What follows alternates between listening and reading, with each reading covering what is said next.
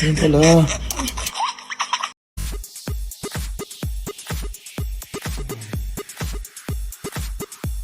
Sa wakas, Ken, nahanap na ang off button ng live sa TikTok. Grabe, ang cute ng reaction.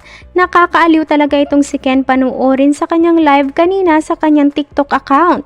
Napadyos ko na lang nga ang ilan sa naging cute reaction nito dahil sa gulat nang malaman na niya kung saan makikita at kung paano i-off ang live. Marami ang nagsasabi na baka siguro kaya matagal ito bago nakapag-live ulit sa account niya dahil hindi pa rin nito makita ang off button. Sa video ni Ken, maririnig ito na nagsabi ng, nandyan pala yung yung off ng live. Ayon pa sa binata, kaya daw pala siya nabaliw nung 2019 dahil sa kahahanap sa pag-off ng live niya. Sabay na pailing na lang ito sa kanyang sarili.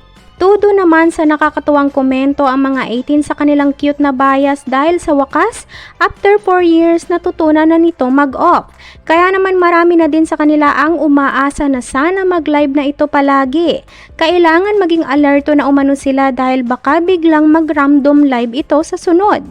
Nandiyan pala yung yung off ng live. Kaya pala nabaliw ako nung kailan ba ako nag-live ng 2019? Yun pala.